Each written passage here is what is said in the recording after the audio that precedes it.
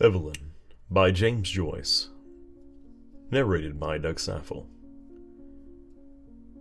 She sat at the window watching the evening invade the avenue. Her head was leaned against the window curtains, and in her nostrils was the odor of dusty cretonne. She was tired. Few people passed. The man out of the last house passed on his way home. She heard his footsteps clacking along the concrete pavement and afterwards crunching on the cinder path before the new red houses. One time there used to be a field there in which they used to play every evening with other people's children. Then a man from Belfast bought the field and built houses in it, not like their little brown houses, but bright brick houses with shining roofs. The children of the avenue used to play together in that field. The Devines, the Waters, the Dunns, little Keogh, the cripple. She and her brothers and sisters. Ernest, however, never played. He was too grown up. Her father used often to hunt them and out of the field with his blackthorn stick, but usually little Keogh used to keep nix and call out when he saw her father coming. Still, they seemed to have been rather happy then. Her father was not so bad then. And besides, her mother was alive. That was a long time ago. She and her brothers and sisters were all grown up. Her mother was dead. Tizzie Dunn was dead too, and the Waters had gone back to England. Everything changes. Now she was going to go away like the others, to leave her home. Home. She looked around the room, reviewing all its familiar objects, which she had dusted once a week for so many years, wondering where on earth all the dust came from. Perhaps she would never see again those familiar objects from which she had never dreamed of being divided. And yet, during all those years, she had never found out the name of the priest whose yellowing photograph hung on the wall above the broken harmonium beside the colored print of the promises made to Blessed Margaret Marie Alacoque. He had been a school friend of her father. Whenever he showed the photograph to a visitor, her father used to pass it with a casual word. He is in Melbourne now. She had consented to go away, to leave her home. Was that wise? She tried to weigh each side of the question. At her home, anyway, she had shelter and food. She had those whom she had known all her life about her. Of course, she had to work hard, both in the house and at business. What would they say of her in the stores when they found out that she had run away with a fellow? Say she was a fool, perhaps, and her place would be filled up with advertisement. Miss Gavin would be glad. She had always had an edge on her, especially whenever there were people listening. "Miss Hill, don't you see the ladies are waiting? Look lively, Miss Hill, please." She would not cry many tears at leaving the stores. But in her new home in a distant, unknown country, it would not be like that. Then she would be married, she, Eveline. People would treat her with respect then. She would not be treated as her mother had been. Even now, though she was over 19, she sometimes felt herself in danger of her father's violence. She knew it was that they had given her palpitations.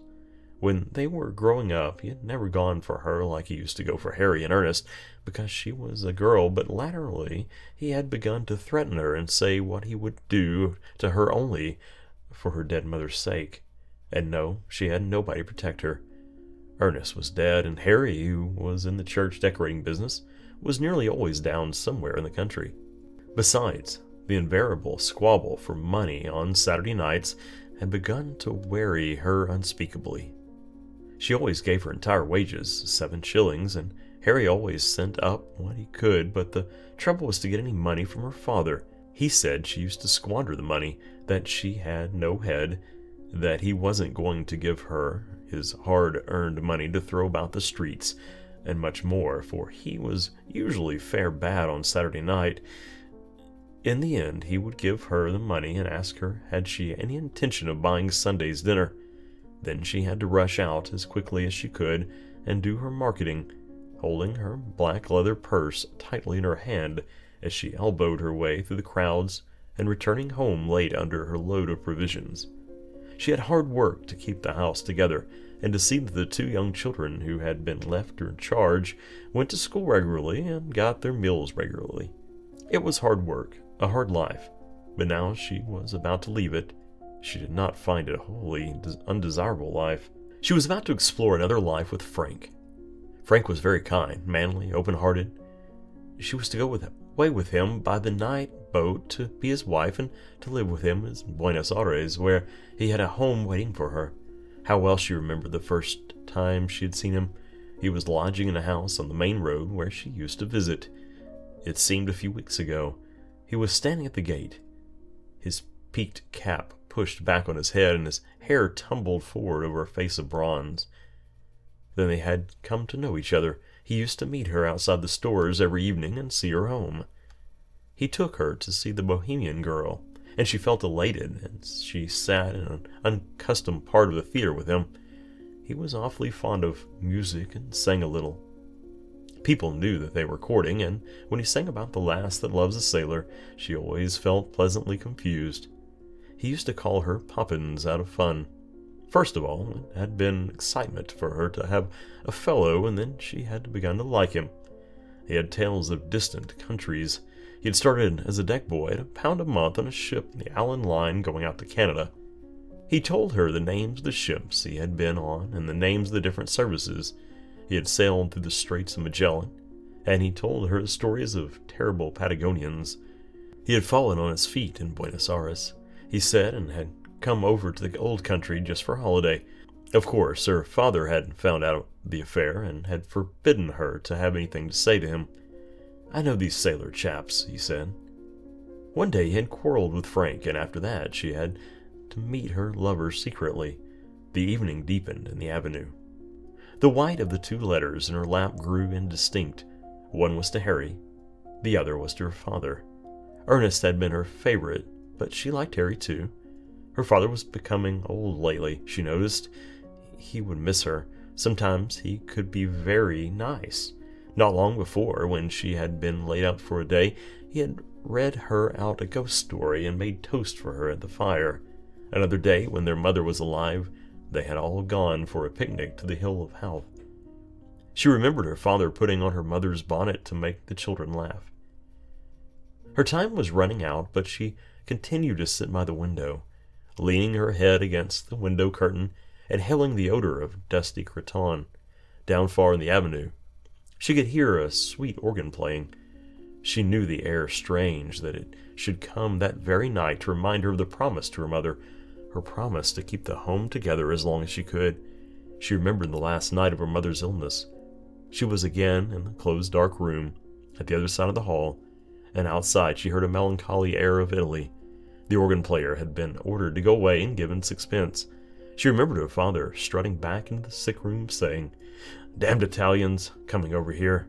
As she mused, the pitiful vision of her mother's life laid its spell in the very quick of her being, that life of commonplace sacrifices, closing in final craziness. She trembled as she heard again her mother's voice saying constantly with foolish insistence, "Deravanceron, Deravanceron." She stood up in a sudden impulse of terror. Escape! She must escape. Frank would save her. He would give her life, perhaps love too, but she wanted to live. Why should she be unhappy? She had a right to happiness. Frank would take her in his arms, fold her in his arms. He would save her. She stood among the swaying crowd in the station at the north wall. He held her hand, and she knew that he was speaking to her, saying something about the passage over and over again. The station was full of soldiers with brown baggages. Through the wide doors of the sheds, she caught a glimpse of the black mass of the boat, lying in beside the quay wall with illumined portholes. She answered nothing. She felt her cheek pale and cold, and out of a maze of distress, she prayed to God to direct her, to show her what was her duty. The boat blew a long, mournful whistle into the mist. If she went, tomorrow she would be on the sea with Frank, steaming towards Buenos Aires. Their passage had been booked. Could she still draw back after all he had done for her?